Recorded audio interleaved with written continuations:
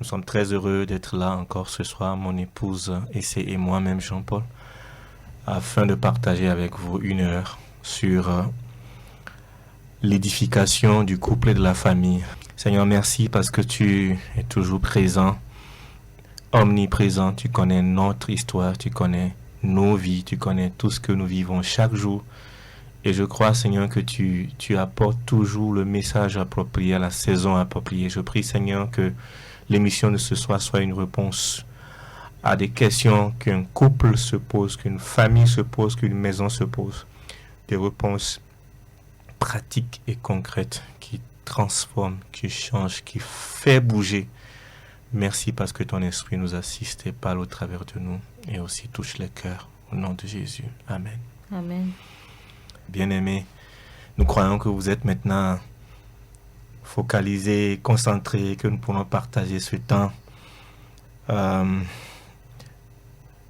Il vous en souvient que nous avons commencé un nouveau thème, le thème sur la gestion financière dans le couple et la famille. Un thème très important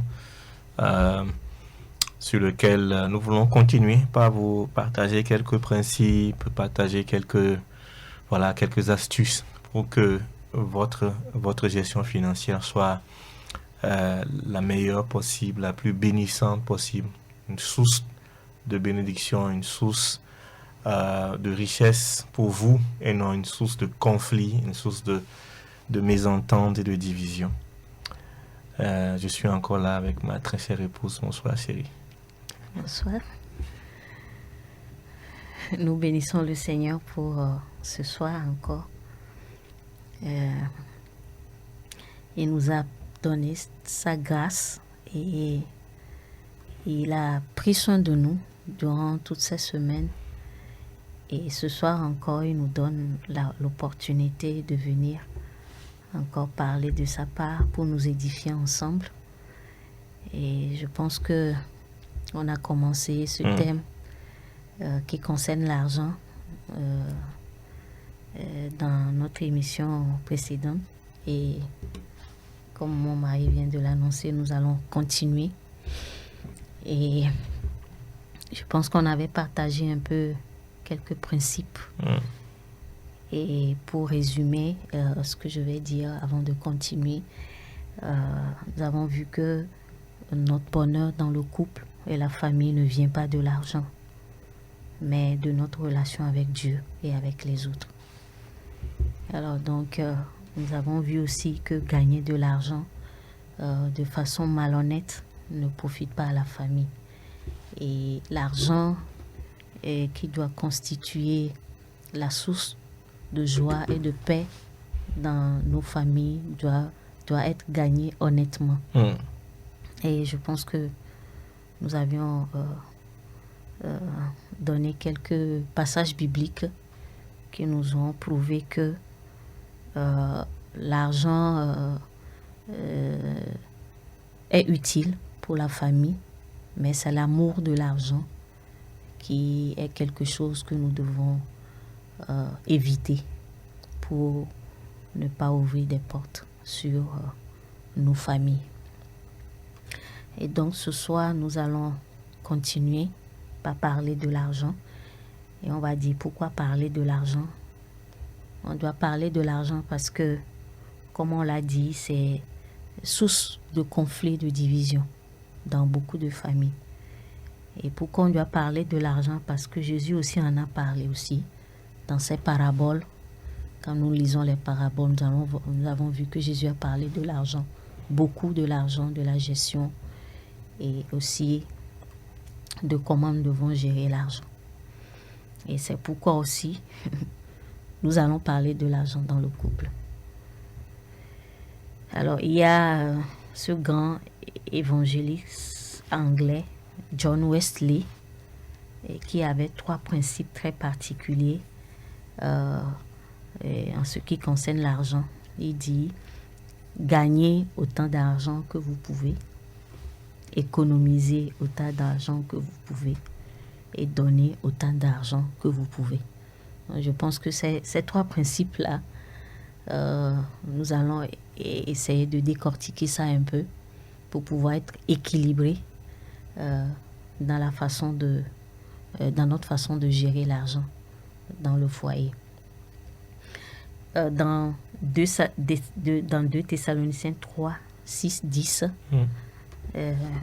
l'apôtre Paul parle d'un point très important là-bas qui concerne 2 Thessaloniciens 3, 6 à 10. Ouais, 2 Thessaloniciens 3,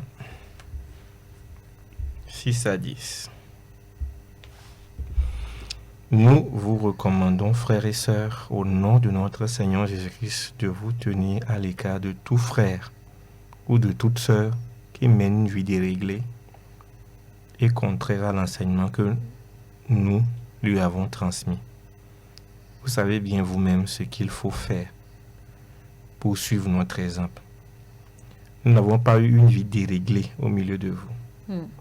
Nous n'avons pas mangé gratuitement le pain de personne.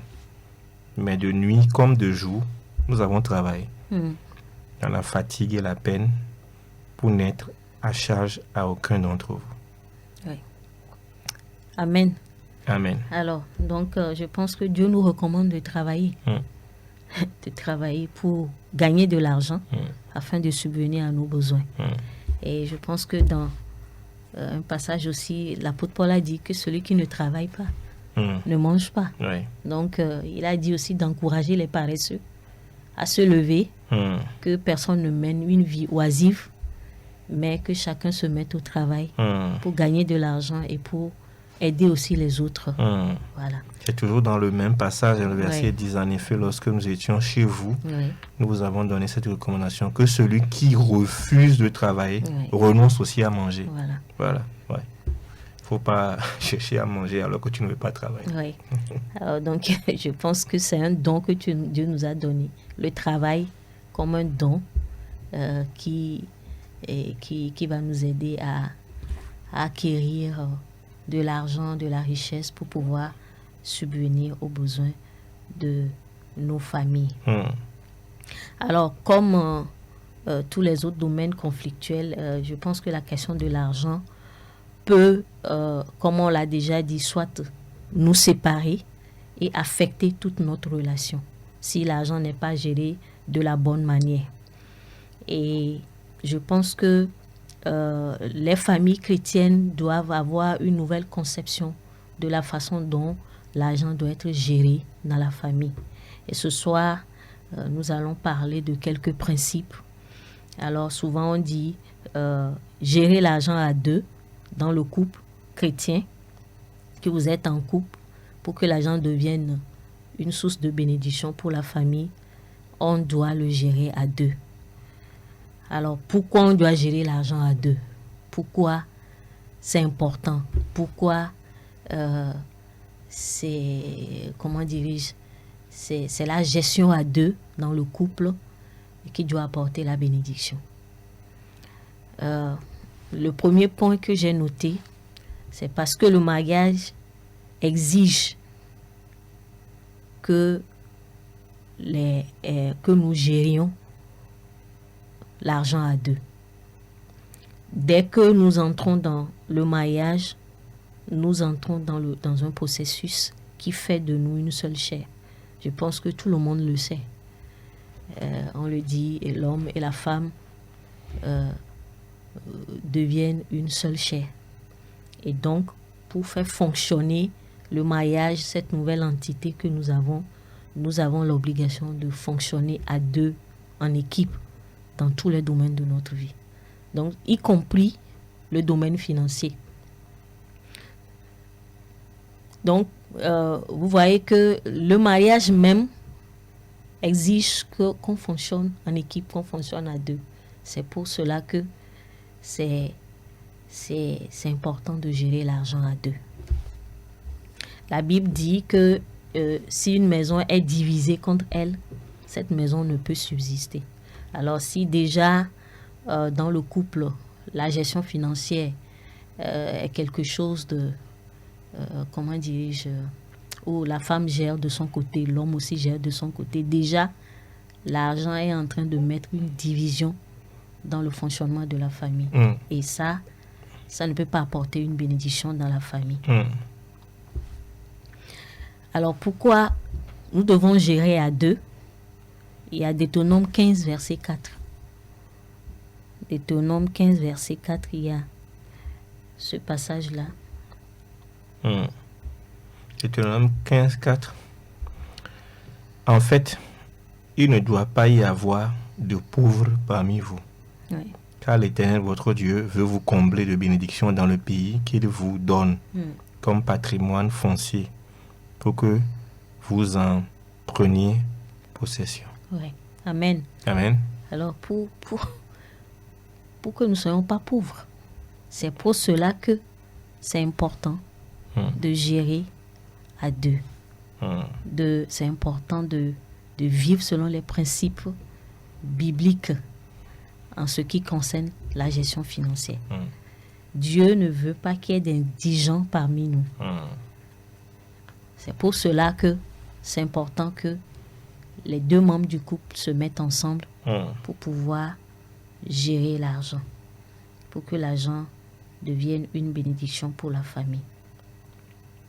Alors, pourquoi on doit gérer à deux l'argent? C'est pour que la loi des deux fonctionne. Vous vous souvenez de Ecclésiaste 4, verset 9. Alors, qu'est-ce que la Bible dit? Mieux vaut être à deux que tout seul. Oui. On tire alors un bon profit de son labeur. Oui. Un homme seul est facilement maîtrisé par un adversaire, mais à deux, ils pourront tenir tête à celui-ci. Oui. Donc, tu vois, le verset 9, c'est ça. Mieux vaut être à deux que tout seul. On tire alors un bon profit de son labeur. Voilà, c'est ça. Alors, pour que la loi des deux fonctionne et pour que dans ce domaine financier, nous expérimentions l'accroissement de nos ressources, c'est important que à deux, nous gérions nos finances. Et pourquoi nous devons gérer à deux aussi? C'est parce que Dieu a mis des dons, des talents et des capacités en nous dont nous avons besoin pour réussir et prospérer. Dieu a donné peut-être certaines capacités à la femme que le mari n'a pas. Dieu a donné des dons à l'homme que la femme n'a pas. Mais je pense que le couple sage qui veut fonctionner, qui veut prospérer, va essayer de travailler en équipe, va essayer de gérer les ressources à deux pour pouvoir faire prospérer le couple et la famille. Et donc, je pense que ce sont ces points-là que j'ai notés. Il peut y avoir d'autres, mais gérer à deux, ce n'est pas l'affaire des Blancs. Souvent, on dit que c'est les Blancs qui font budget commun. Mais je pense que c'est une loi qui fonctionne dans le royaume de Dieu. Les couples qui sont dans le royaume de Dieu doivent fonctionner, doivent faire tout en équipe. Et aussi, ce domaine financier, quand on fonctionne à deux, ça apporte beaucoup plus de stabilité et de complicité dans le couple. Et on va voir que le couple va s'agrandir, les finances du couple vont s'agrandir et Dieu va apporter sa bénédiction parce que les deux se mettent ensemble pour fonctionner en équipe aussi dans ce domaine financier. Alors nous allons voir un peu quels sont les principes qui peuvent nous aider en tant que couple à fonctionner à deux dans ce domaine financier. Merci chérie. Je pense que nous avions nous avions reçu beaucoup de témoignages de couples qui euh, ont découvert l'importance de gérer les ressources à deux sur la transformation radicale ou le changement radical qu'ils ont observé dans leurs finances dès qu'ils ont commencé par gérer à deux. Euh, Ils géraient seuls avant. Ils avaient toujours l'impression que ça ne suffisait pas. Ils avaient toujours l'impression que il faut toujours courir, prier pour que la fin du mois, le début du mois vienne, trimer vers la fin. Mais quand ils ont commencé par gérer ensemble, le salaire était le même. Ils avaient eu l'impression comme s'ils avaient plus d'argent parce qu'ils arrivaient à couvrir le mois et même à pouvoir économiser ou réaliser les choses. Donc, expérimentalement, c'est prouvé que lorsqu'on se met à deux à gérer, c'est toujours mieux. Au prime abord, ça fait peur. Au prime abord, surtout quand nous avons été habitués à fonctionner seuls, ça fait peur. On a peur de rentrer dans un système de contrôle, de surveillance, de ne pas être libre de faire ce qu'on veut faire avec l'argent que nous gagnons. Et cette crainte-là fait que beaucoup de gens se replient. Beaucoup de gens préfèrent vivre dans ce système où, voilà, tu prends en charge la cuisine, je prends en charge le loyer, etc. Où on se définit des tâches et chacun essaie de combler les tâches et le reste de l'argent, chacun gère comme il veut. Et donc les gens préfèrent dans ce système parce que finalement, tu as l'impression d'être libre.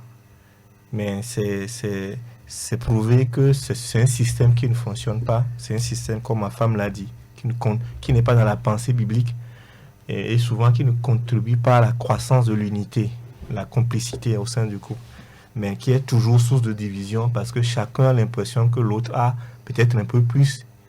Il est en train de gaspiller quelque part alors que celui-ci a un peu moins et il est en train de souffrir. Quand tu as parlé de la pauvreté, on dit il n'y aura pas de pauvres parmi vous. Donc, bizarrement, dans des couples, on peut avoir quelqu'un qui est pauvre, l'autre qui est riche dans un même couple. Quelqu'un a suffisamment d'argent, il en fait ce qu'il veut. Quelqu'un n'a pas assez et est soucieux de comment gérer le quotidien, comment combler ses besoins. Donc, c'est vraiment un drame. Le but, le cœur de Dieu, c'est qu'au sein d'un couple, qu'il n'y ait pas de pauvres, chacun puisse être épanoui. Donc, ceci dit, je pense que tu as déjà touché à deux, la gestion à deux. Le point sur lequel je veux en faire, c'est la richesse des idées. Lorsqu'on gère à deux, on a des idées de part et d'autre. Et donc, finalement, la gestion est enrichie, en fait. La gestion est enrichie. Quand on parle de gestion, on parle de dépenses, on parle d'entrée. Hein? Donc, tout ça là est enrichi. Même les projets que vous allez faire pour faire rentrer l'argent va être enrichi. Tout va être potentialisé parce que chacun amène des idées. Il y a des angles morts qui sont révélés, des trucs qu'on ne voit pas. Et chacun voit que ça, je n'avais pas vu. Ça, c'est bien, c'est une bonne idée. Il y a une fécondation des idées qui va créer quelque chose de nouveau. Donc, c'est très important de ne pas avoir peur d'impliquer l'autre dans la gestion parce qu'il va venir avec des idées nouvelles. Et quand nous voyons dans le monde entier, les gens amènent des autres dans leur société pour pouvoir enrichir, apporter des idées, pour pouvoir grandir, devenir de grandes sociétés. Donc, c'est l'évidence. La deuxième chose, c'est l'équilibre. L'équilibre, dans ce sens où, la plupart du temps, dans le couple, nous avons des différences en matière de gestion financière.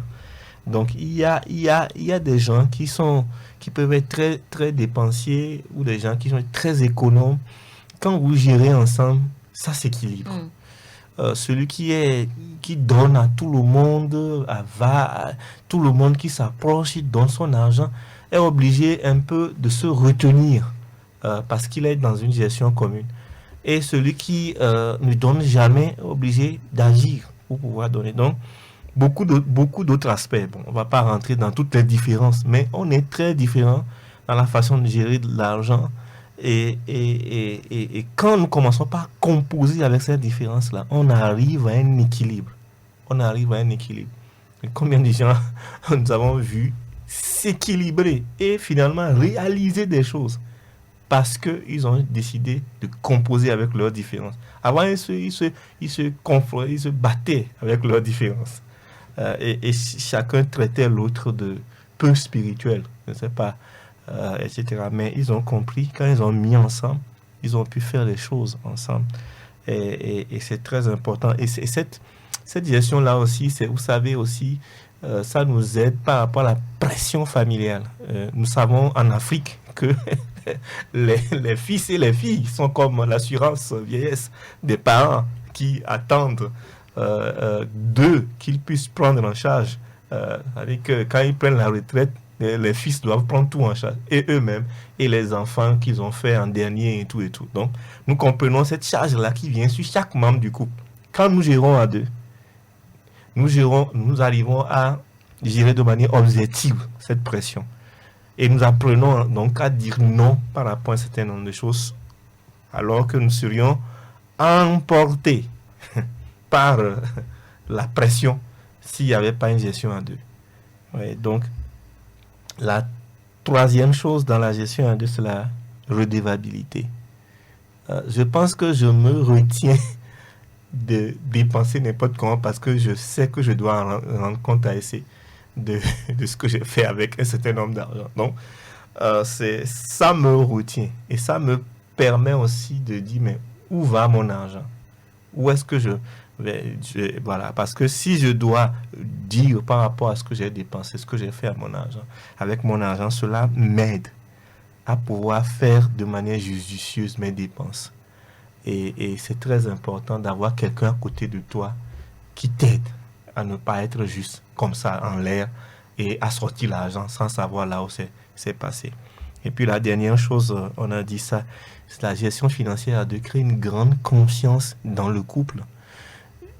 Si ma femme sait combien rentre dans mes mains et combien sort dans mes mains, si je sais combien rentre dans les mains de ma femme, combien sort dans les mains de ma femme et où est-ce que tout cet argent-là va, alors nous pourrons grandir dans une relation d'intimité, de confiance. Il n'y aura pas de suspicion.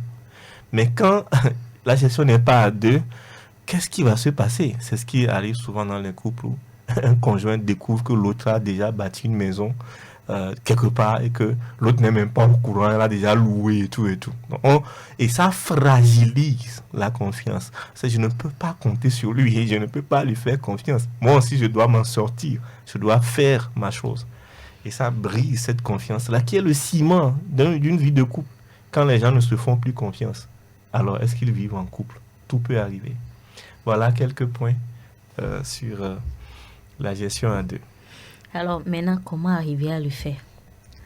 C'est vrai que c'est bien beau, on l'a dit, gérer à deux, mais comment est-ce qu'on peut arriver à le faire dans le couple pour que notre gestion financière apporte cette complicité, apporte cette joie, cette paix et non divise le couple, parce que l'argent est source de division et de séparation dans le couple.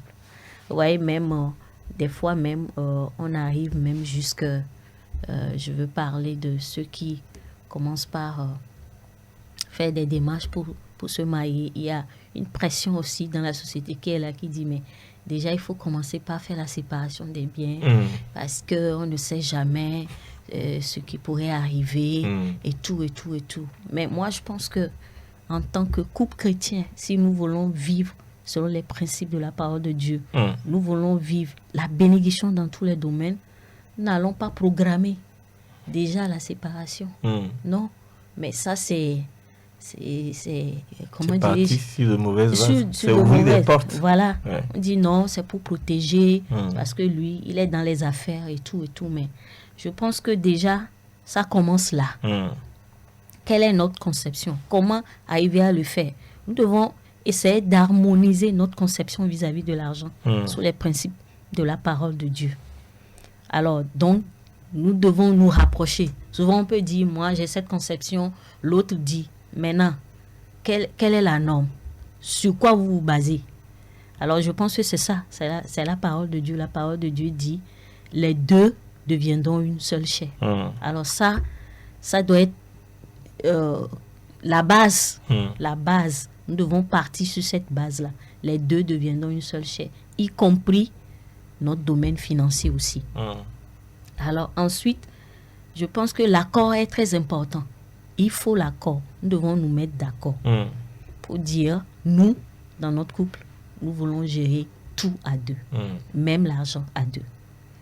Alors je pense que tu as déjà touché aussi l'aspect vérité.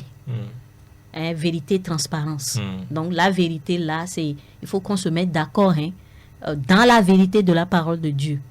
Vous voyez, pas dans le mensonge, dans la vérité. C'est très important de mettre la parole de Dieu dans cet accord-là, pour que cet accord soit dans la vérité. Nous avons vu Ananias et Saphira qui se sont mis d'accord, voilà, dans le mauvais sens. Oui, pour bien gérer l'argent, mais ils ont géré. Ça a apporté la mort et la destruction de la famille. Mais nous devons nous accorder dans la vérité de la parole de Dieu. Et ensuite, ajouter la transparence, comme je l'ai dit, savoir que l'autre peut me demander, mais où est passé l'argent là? Il peut me poser des questions. Je dois être, comment dirais-je, prêt à donner des explications. Voilà, à donner des explications. Pas sur la défensive. Pour dire que non, pourquoi tu me demandes si non? Parce que c'est ça qui crée la confiance, c'est ça qui soude. C'est très important. Et je pense que si ces principes, si on accepte véritablement ces principes et qu'on les pratique dans la gestion de notre finance, nous allons voir que Dieu va bénir, Dieu va ouvrir des portes sur notre maison. Alors, il y a un premier cas que je veux souligner, c'est le cas où peut-être le mari travaille, la femme ne travaille pas. Maintenant, dans ce cas, comment on doit gérer l'argent? Mon argent est devenu l'argent de ma femme. Mon argent est devenu l'argent de mon mari. Donc, on doit tout faire pour que la personne qui est à la maison ne doit pas avoir cette impression qu'elle est en train de dépenser l'argent de l'autre. Donc, on doit harmoniser, on doit tout faire pour que l'argent soit dépensé d'une manière où chacun se sent membre de cette gestion financière. Il ne faut pas que quelqu'un soit en haut et que l'autre se dise, mais parce que toi, tu ne gagnes pas. Voilà. Et toi, tu n'as pas droit pour donner ton avis, ou bien tu ne peux pas donner des idées concernant la gestion des finances dans le foyer. Et je ne vais pas aussi dire que c'est moi qui gagne l'argent et je dois garder l'argent. Je dois garder l'argent. Et ça, je pense que ça ouvre une porte sur le foyer. Ça, la Bible dit dans 1 Corinthiens, est-ce que l'amour ne cherche pas son intérêt? Donc, si je garde l'argent pour moi, ça veut dire que je cherche mon intérêt. Et je ne veux pas partager l'argent. Donc, chacun doit travailler à son niveau. Si nous voulons faire une seule corbeille, c'est très important que chacun travaille à son niveau pour aligner ses pensées, pour aligner sa conception sur les principes de la parole de Dieu. Oui, je voudrais rebondir sur deux choses. La première, c'est sur la transparence. Je pense qu'aujourd'hui, même dans nos gouvernements, on demande aux gens de déclarer leurs biens. Et je pense que c'est quelque chose qui est dans la communauté. On ne peut pas vivre quand on ne sait pas quelle est la possession des autres. Et dans un couple où on vit, où le conjoint ne sait pas ce que l'autre a, je pense que le fonctionnement même ne peut pas être harmonieux. Et là, je pense qu'il faut qu'on ajoute, il faut que chacun sache combien l'autre gagne. Oui. Souvent, dans certains couples, la femme ne sait pas combien son mari gagne, le mari ne sait pas combien sa femme gagne. Oui. Donc, on n'est pas en possession des... On ne peut pas, ça c'est de la mascarade, ça ne peut pas marcher. Deuxième chose sur laquelle je voudrais rebondir sur ce que tu as dit par rapport au cas de couple. Un travaille, un ne travaille pas. Et je pense il faut vraiment un changement de mentalité. Ça doit être profond, parce que je pense que si ce n'est pas profond, ça ne va pas marcher. Si ce n'est pas profond, celui qui amène l'argent a toujours le sentiment que c'est lui qui est en train d'aller se battre et en train d'amener l'argent. Et celui qui est à la maison a toujours le sentiment que la personne, elle ne fout rien et elle est en train de dépenser l'argent de l'autre. Donc, ça va rester comme ça. Et certainement, ça va pousser parfois la femme à sortir pour aller travailler, parce que il y aura toujours dans l'attitude, dans le comportement, la façon de gérer quelque chose comme ça. Quand je dis il faut changer de mentalité, c'est qu'est-ce que je veux dire? Je veux dire que nous devons comprendre que parce que nous sommes à deux, que nous sommes mariés, ce que je gagne, c'est ce que je gagne là, c'est toute la famille qui gagne. Parce que celle qui est à la maison ne croise pas les bras, ne dort pas. Même si elle ne fait rien, qui produit l'argent aujourd'hui, ce n'est pas que nous encourageons les femmes à ne pas initier. Mais si aujourd'hui on ne produit rien, mais et tout le soin qu'elle apporte, la cuisine qu'elle fait, les ménages qu'elle fait, parfois les enfants qu'elle éduque, qu'elle entretient, etc. Si on devrait budgétiser tout ça en termes d'argent, vous allez voir que ce n'est pas quelqu'un qui ne fait rien. Et le soin qu'elle, par exemple, la plupart du temps, c'est les femmes, qu'elle accorde au mari qui va travailler. Il va être toujours à manger. On lui donne des conseils, on l'entretient, on lave ses habits, etc. Ça contribue à l'épanouissement du mari qui va travailler. Donc le salaire qu'il ramène, ce n'est pas le salaire de le fruit de ses efforts personnels. C'est le fruit de tout le cadre, de toute la structure, de toute l'équipe. Quand nous sommes, quand on prend une équipe de football, je vais m'arrêter là, chérie, pas trop bavarder. Quand on va à un match et que quelqu'un gagne le but et marque le but, on va pas dire que c'est celui qui marque le but, c'est ça. Non, c'est toute l'équipe, parce que si lui seul était là, il pouvait pas marquer le but, c'est parce que les autres ont tout fait pour lui donner la passe, ou ont préservé de l'arrière et tout et tout. Tout le monde a contribué à quelque part. Donc, si on donne la coupe, on ne va pas donner la coupe à une seule personne, on donne la coupe à tout. Considérons ce salaire comme la coupe qu'une équipe remporte. Et ça, déposons-le humblement devant l'équipe pour que nous célébrons tous Dieu pour le salaire, et que nous partageons tout ce salaire-là équitablement entre nous, parce que nous avons tous contribué à ce salaire. Oui. Alors, et aussi le cas où les deux travaillent, je pense que les deux salaires appartiennent aux deux. Mmh. Ah, si le mari apporte 1 million, la femme apporte 2 millions, mais ça fait 3 millions. J'ai 3 millions, toi aussi tu as 3 millions. Oui. Oui. Nous avons 3 millions. Voilà, c'est ça. Donc aussi, la femme, là je veux parler de ce point-là où la femme gagne plus que l'homme, mais la femme ne doit pas faire en sorte que l'homme sente que non, c'est elle qui apporte l'argent à la maison. Beaucoup d'argent plus que son mari. Non, mon argent est devenu l'argent de mon mari et l'argent de mon mari. Donc, nous avons gagné. Donc, on ne pense plus en termes de jeu, mais on pense en termes de nous dans le couple. Ouais. Donc, c'est très important. Et aussi, cette mentalité où on dit, bon, c'est l'homme qui pourvoit, c'est l'homme qui prend soin du foyer. La femme gagne son argent, elle garde ça dans sa poche. Elle fait ce qu'elle veut avec. Ouais. Non, c'est notre argent. Donc, tout ça, toutes ces choses-là, je pense que si nous voulons nous aligner sur les principes bibliques, devoir abandonner ces choses-là. Un vrai homme, c'est lui qui paie la cocotte. Et puis, il y a certains hommes aussi qui veulent ça aussi. Qui a sa pression voilà, là sur sa tête. Et le gars, il est là, il souffre, il trime, mais et puis l'autre gagne son argent, met dans la poche, distribue, fait ce qu'elle veut avec. Non. Est-ce que c'est juste? Est-ce que c'est juste, mes amis? C'est pas juste. Je pense que ce n'est pas la pensée biblique. Oui. Pas la pensée biblique, parce que tu gagnes ça parce que tu es équilibré, parce que tu es en couple, parce qu'il y a quelqu'un à côté de toi. Même ces petits conseils, même ces moments où tu es déstressé, même tout ce que l'autre apporte dans ta vie contribue à ta productivité.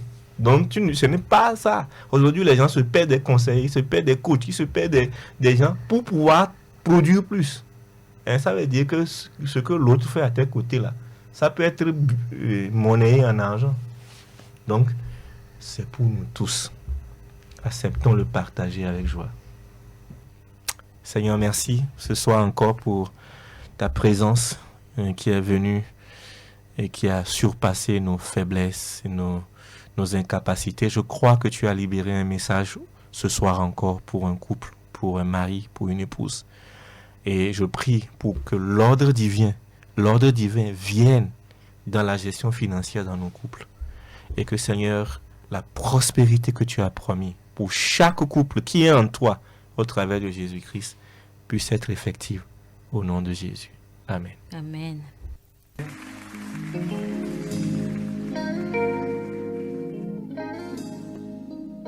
Nous croyons que cette émission a été pour vous une grande bénédiction. Elle est le fruit du ministère Forgim, former une génération qui influence le monde, qui est une mission auprès des familles pour former des couples heureux, des familles fortes, une nation prospère. Vous pouvez devenir un des 550 porteurs de pierres pour l'achat du terrain du siège de Forgim en vous engageant à donner entre 5 000 et 1 million de francs selon votre convenance.